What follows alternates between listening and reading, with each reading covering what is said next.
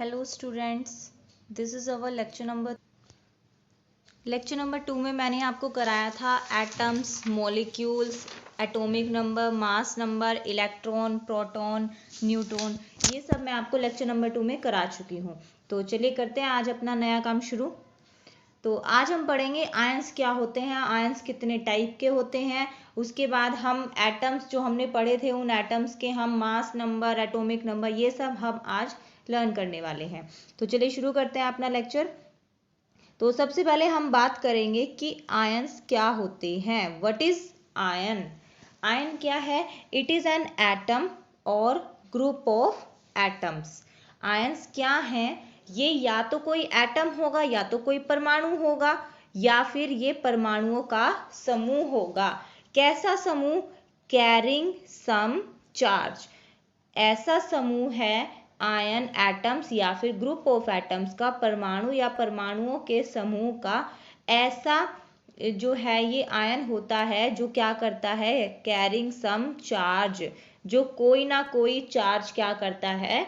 जरूर कैरी करेगा। And can exist freely. अगर हम एटम की बात करें तो एटम फ्रीली एग्जिस्ट कर भी सकता है और नहीं भी कर सकता, बल्कि और जो मॉलिक्यूल्स होता है वो क्या करेगा? फ्रीली एग्जिस्ट करता है। उसी तरीके से मॉलिक्यूल की तरह जो आयन होता है वो भी फ्रीली एग्जिस्ट करता है।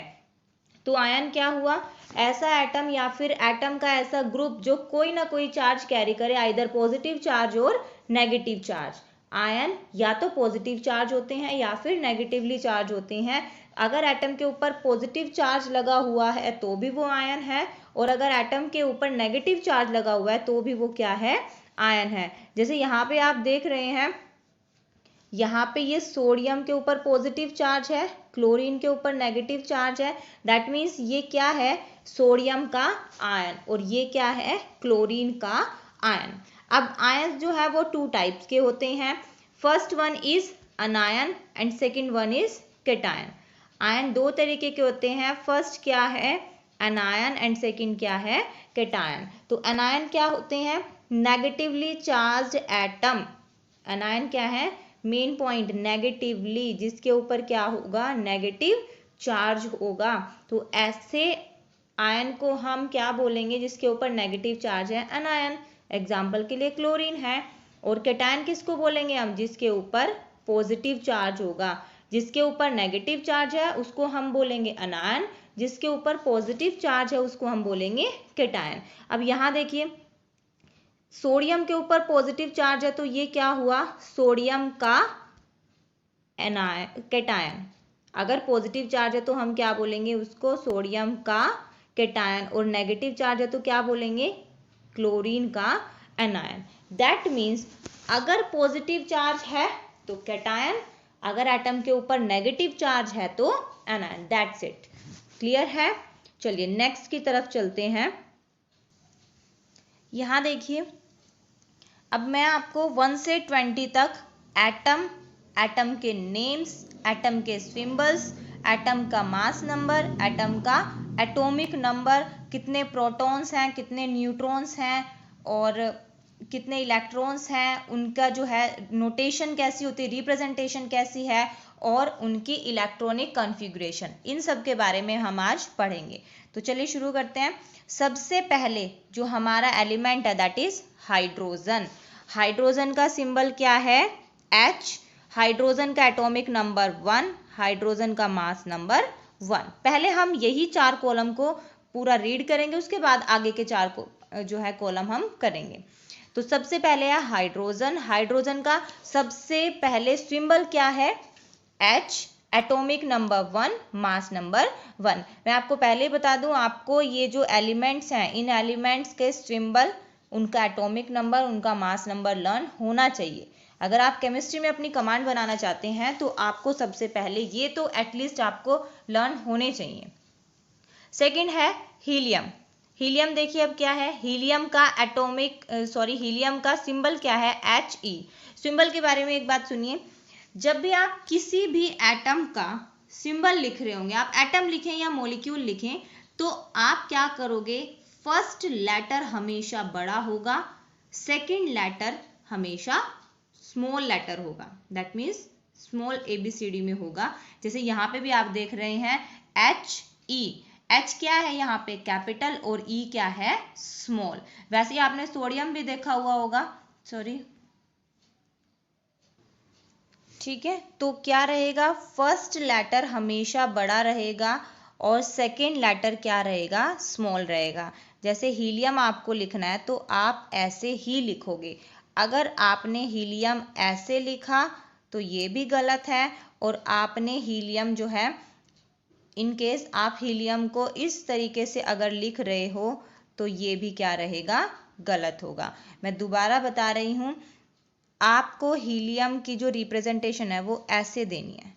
अगर ये करेक्ट है, इन केस आपने हीलियम की रिप्रेजेंटेशन ऐसे दी, ये भी गलत होगा, और हीलियम को आप इस तरीके से रिप्रेजेंट कर रहे हो, ये भी क्या रहेगा, गलत रहेगा। तो आपको जो बेस्ट रिप्रेजेंटेशन है, जो हमेशा यूज करते हैं, तो ये वाली रिप्रेजेंटेशन आपको यूज करनी है।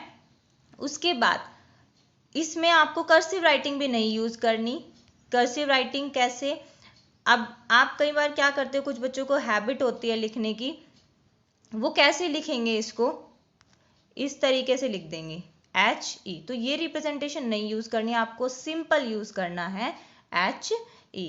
आई होप आपको समझ आ गया होगा आपको। चलिए नेक्स्ट चलते हैं। नेक्स्ट है लिथियम।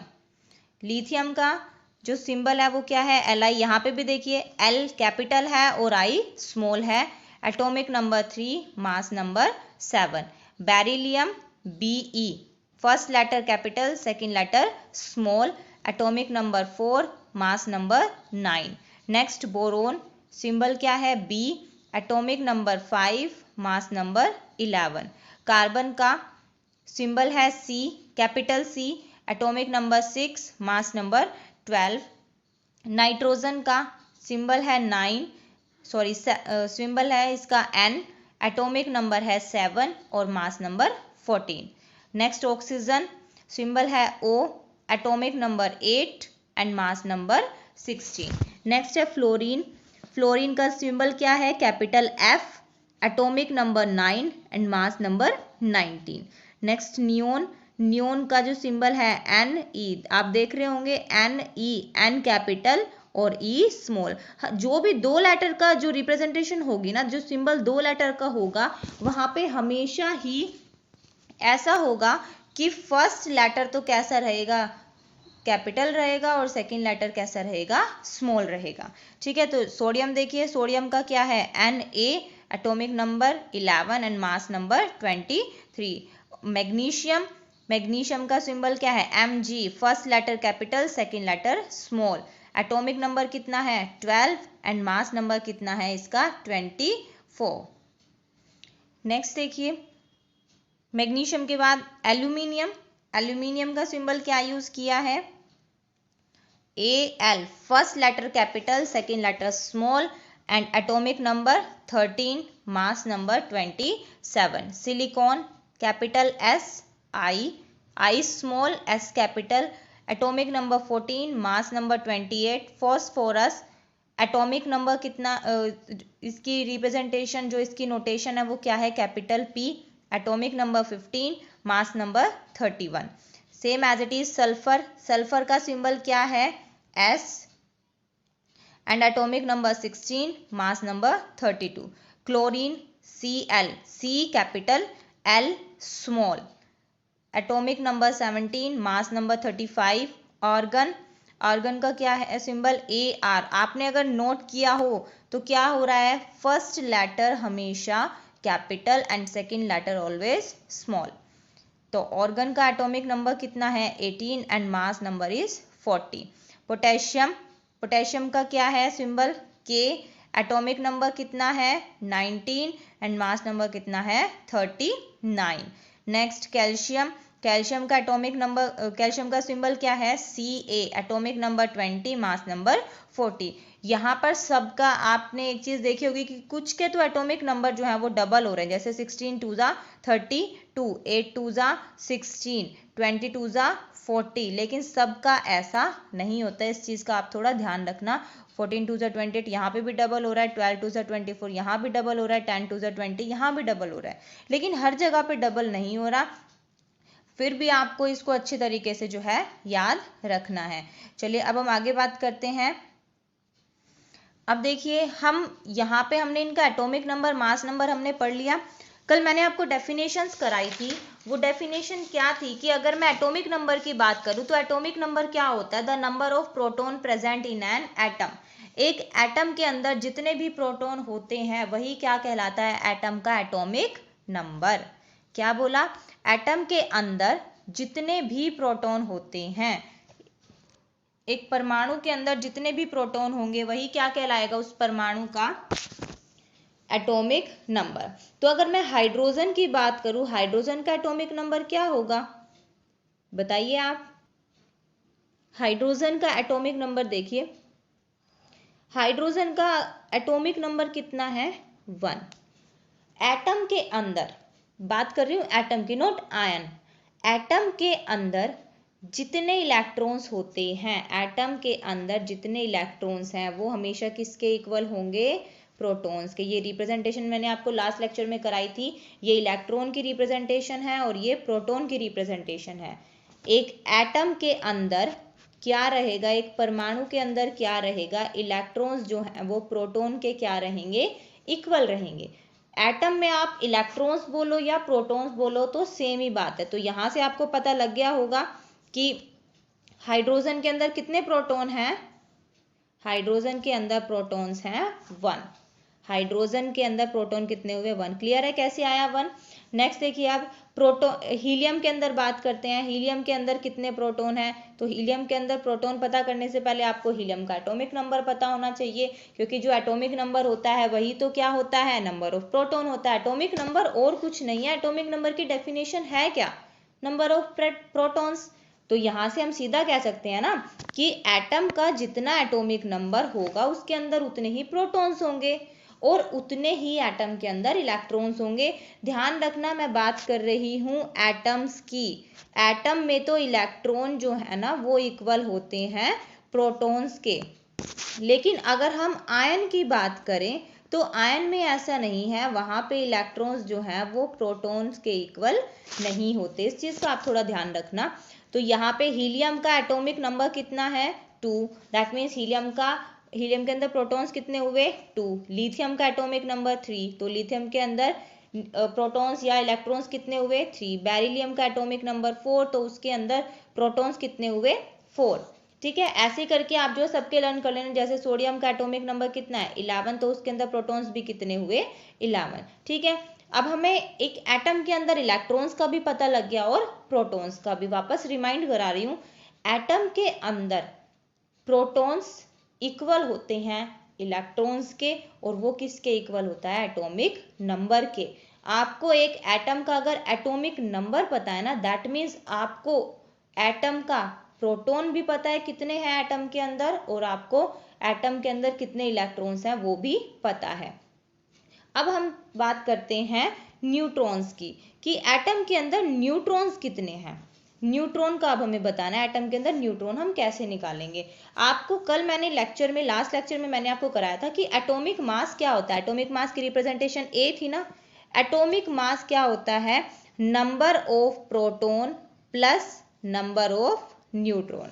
अगर आप एटॉमिक मास निकालना चाहते हो तो प्रोटॉन में आप क्या करोगे, न्यूट्रॉन को ऐड कर दोगे। सिंपल मैथ्स का फंडा यूज करते हैं। यहां से आपको क्या निकालना है, न्यूट्रॉन्स निकालने हैं। तो ये जो प्रोटॉन प्लस वाला है ये इधर आके क्या हो जाएगा, लेफ्ट साइड में आके माइनस ना, ये वाला काम हो जाएगा ना, a minus p is equals to n. That means अगर आप न्यूट्रॉन एटम का पता करना चाहते हो तो आप एटॉमिक मास में से क्या माइनस कर दो, प्रोटॉन माइनस कर दो।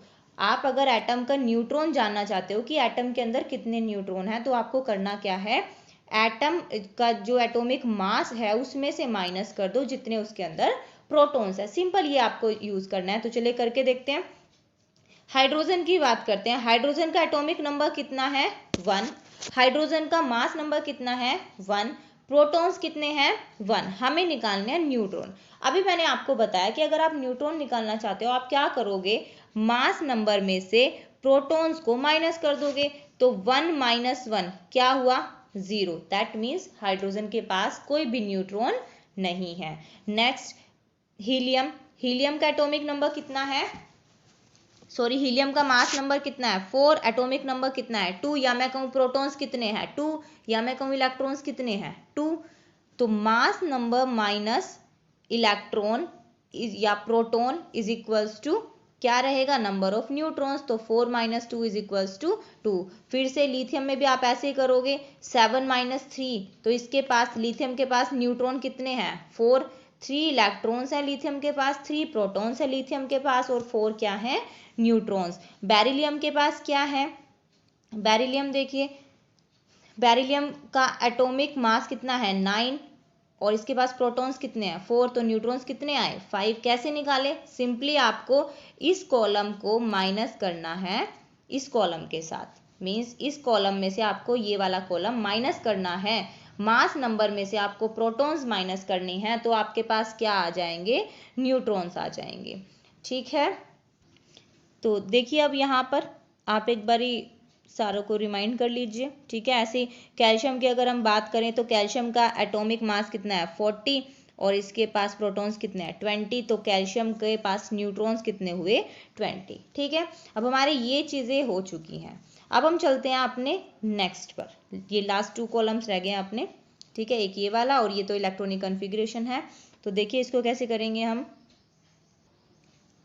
अब हम जो है रिप्रेजेंटेशन देखते हैं कि एटम की एटॉमिक रिप्रेजेंटेशन कैसी है।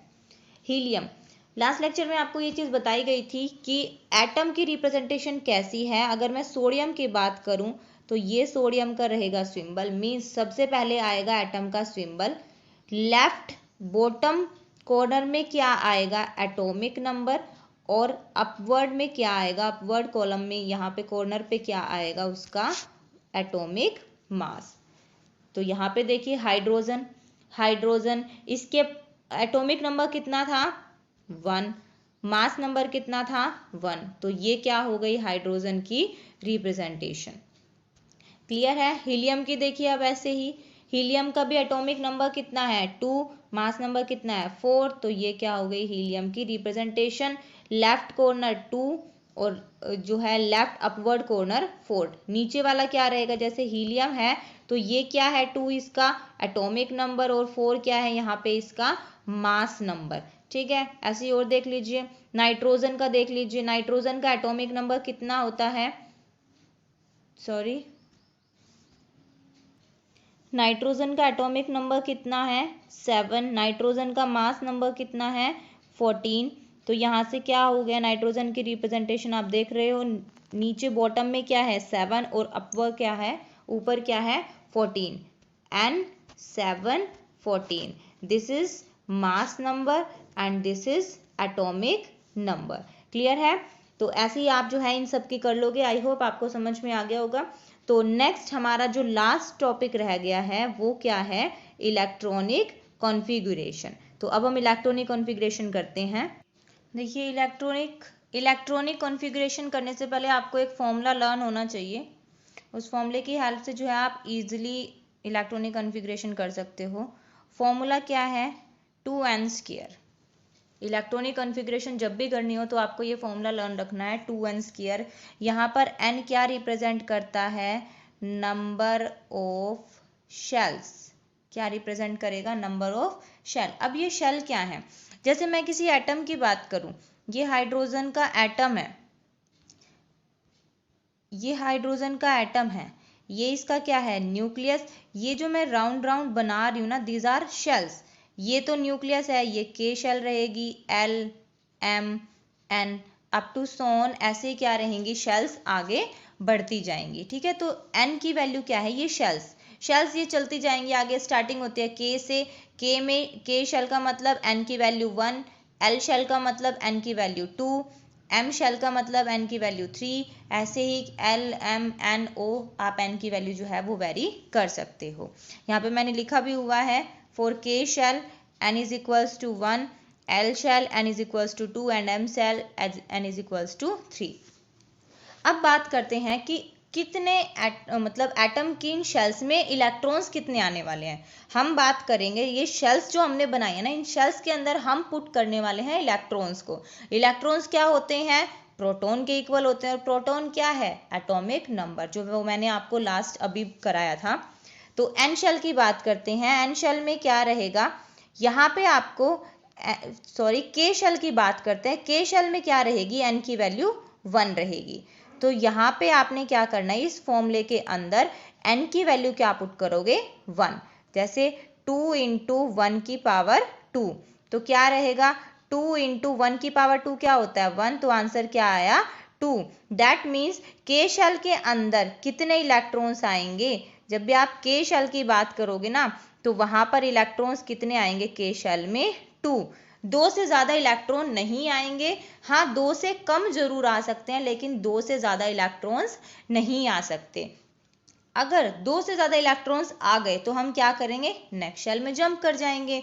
फिर अगर वहाँ पे उससे जैसे जैसे शेल फिल होती रहेगी, हम अगली शेल में जाते रहेंगे। तो अब शुरू करते हैं इलेक्ट्रॉनिक आगे। और एक एग्जाम्पल देख लीजिए। जब n की वैल्यू 2 है, n की वैल्यू 2 का मतलब हम किसकी बात कर रहे हैं? L शेल की।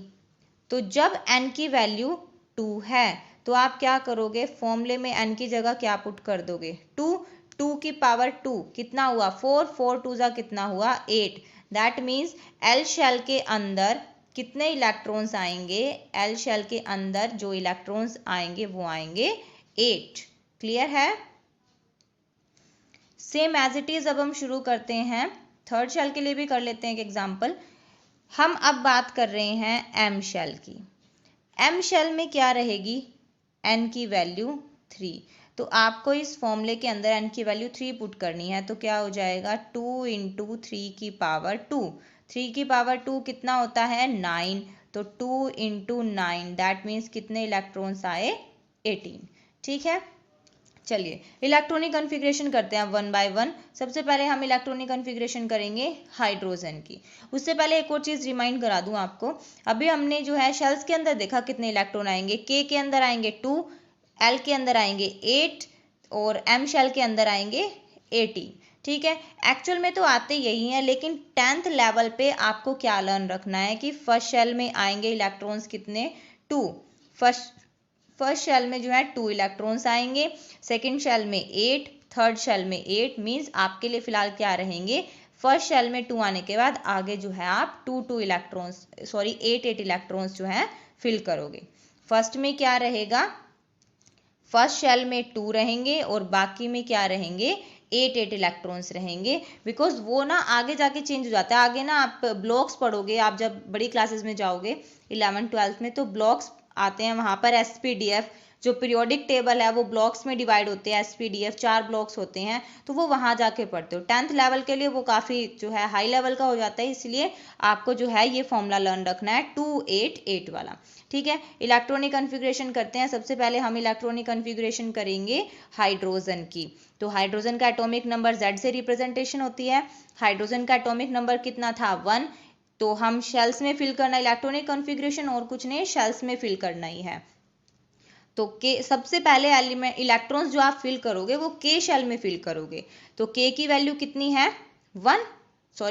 के के अंदर इलेक्ट्रॉन्स कितने आ सकते हैं? 2। बट आपके पास इलेक्ट्रॉन्स हैं कितने?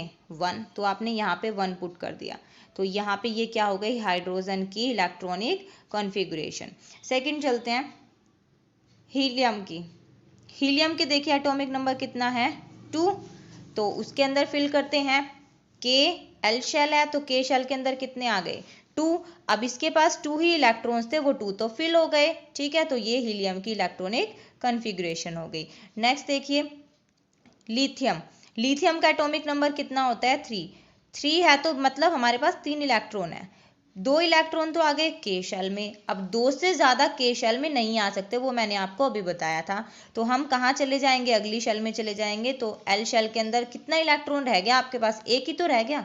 जितने आप इन शेल्स में अरेंज कर रहे हो ना वो एटॉमिक नंबर के इक्वल होना चाहिए, या मैं कहूँ जितना एटॉमिक नंबर है उतने यहाँ पर इलेक्ट्रॉन्स जो है वो शेल में फिल होने चाहिए। ऐसे ही आप किसकी बात करोगे, बेरिलियम की बात करेंगे हम। बेरिलियम का एटॉमिक नंबर 4 है, तो फर्स्ट शेल में तो 2 ही आ सकते हैं, नेक्स्ट शेल में कितने आए, फिर से 2 आ गए। बोरोन का देख लीजिए, फर्स्ट शेल में आए 2, नेक्स्ट शेल में कितने आ जाएंगे, 3। ठीक है। नाइट्रोजन का देख लीजिए, नाइट्रोजन में भी क्या है, कितने कार्बन का नाइट्रोजन का सेम ऐसे ही है। फर्स्ट शेल में नाइट्रोजन का अगर हम बात करें तो एटॉमिक नंबर कितना है इसका, 7। तो फर्स्ट शेल में कितने आएंगे, के शेल में आएंगे 2 और एल शेल में कितने आएंगे, 5। तो नाइट्रोजन का एटॉमिक नंबर था 7, इन दोनों का आप प्लस करोगे तो भी कितना आएगा, 7। ठीक है। इन दिस वे आप जो है जितने भी मैंने 20 एलिमेंट्स आपको कराया ना, आपको उन सब की इलेक्ट्रॉनिक कॉन्फ़िगरेशन अपनी नोटबुक में करनी है। तो ऑक्सीजन का देख लीजिए, एटॉमिक नंबर कितना है, 8, के शेल में आए 2, एल शेल में आए 6, तो 2 + 6 कितने हुए, 8। ठीक है। फ्लोरीन का देखिए, एटॉमिक नंबर 9 है, तो फर्स्ट शेल में तो 2 ही आ सकते हैं, एल में कितने आएंगे, 7 बचे तो 7 के 7 आ जाएंगे। नियोन का देखिए, नियोन का एटॉमिक नंबर 10, उस के शेल में आएंगे 2, एल शेल में कितने आएंगे, 8 आएंगे। सोडियम का देखिए, अब यहाँ पे थोड़ा सा चेंज है, यहाँ ध्यान से देखना। इलेक्ट्रॉनिक कॉन्फ़िगरेशन कर रहे हैं सोडियम की, एटॉमिक नंबर आया इसका 11, इसका एटॉमिक नंबर 11 है, तो फर्स्ट शेल में मैक्सिमम कितने आएंगे, 2, तो के shell completely filled. L shell में कितने आएंगे, 8, क्योंकि हमारे पास 11 थे, यहाँ मैक्सिमम 2 आ सकते थे तो हमने 2 लिखे। एल में मैक्सिमम कितने आ सकते हैं, 8 आ सकते हैं, तो हमने कितने लिखे, 8 लिखे। तो यहाँ पर एम शेल में कितने बचे, अब आपके पास 2 + 8 कितने हो गए, 10। तो लास्ट शेल में कितना रहा, एक ही इलेक्ट्रॉन आएगा एम शेल के अंदर। ठीक है। ऐसे ही के किसका सिंबल था, याद किया हो तो, पोटेशियम का। पोटेशियम का एटॉमिक नंबर 19, फर्स्ट शेल में कितने आएंगे, 2, एल शेल में कितने आएंगे, 8, एम शेल में कितने आएंगे, 8, तो कितने हो गए, 8 + 8 16, 16 + 2 18, तो कितना रहा लास्ट शेल के लिए, 1। ठीक है। तो और ऐसे ही अब हम जो है कैल्शियम की करेंगे। कैल्शियम का एटॉमिक नंबर कितना है, 20, के शेल में रहेंगे 2, एल शेल में रहेंगे एल शेल में रहेंगे 8, एम शेल में भी 8। तो अब इनको 3 शेल का अगर मैं प्लस करूँ तो कितना बना, 8 8 16 + 2 18, तो लास्ट शेल में कितना रहा, 2 इलेक्ट्रॉन्स बचेंगे। अगर मैं 18 को 20 से माइनस करूँ, कैसे भी कर लो आप, यहाँ पे 20 इलेक्ट्रॉन्स अरेंज होने चाहिए। और किस ऑर्डर में, कि के शेल में तो 1 रहेंगे, बाकी शेल्स में कितने आ सकते हैं, मैक्सिमम 8, मैक्सिमम बोला है 8 आ सकते हैं, लेकिन 8 से कम आएंगे तो कोई प्रॉब्लम नहीं है। जैसे एन शेल में आने तो 8 चाहिए थे, लेकिन 2 आए हैं ना, तो कोई प्रॉब्लम नहीं है। यहाँ से ये भी सही है। तो ये जो है ऐसे करके आपको इन 20 के 20 एलिमेंट की जो है इलेक्ट्रॉनिक कॉन्फ़िगरेशन लिखनी है। अब यहाँ देखिए, ये इलेक्ट्रॉनिक कॉन्फ़िगरेशन ही है, वेट, ये इलेक्ट्रॉनिक कॉन्फ़िगरेशन है जो मैंने अभी आपको कराई है। ठीक है। तो ये मैंने करा दिया आपको। तो आपका काम क्या है, अब 1 से 20 तक ये एटम्स आपको लर्न होने चाहिए, इनका सिंबल लर्न होना चाहिए, एटॉमिक नंबर, मास नंबर। अगर आपको ये चीज़ें लर्न है तो आपको आगे से कुछ भी लर्न करने की ज़रूरत नहीं है, सब आपको समझ में आ गया होगा कि हम कैसे अरेंज करते हैं। ठीक है। तो चलिए कल हम जो है इनको शेल्स में फिल करेंगे, इलेक्ट्रॉन्स को, कि किस तरीके से जो इलेक्ट्रॉन्स हैं वो शेल के अंदर रिप्रेजेंटेशन करेंगे। आज के लिए इतना ही। ठीक है। आई होप आप पढ़ रहे होंगे घर पे। ठीक है। Thank you so much.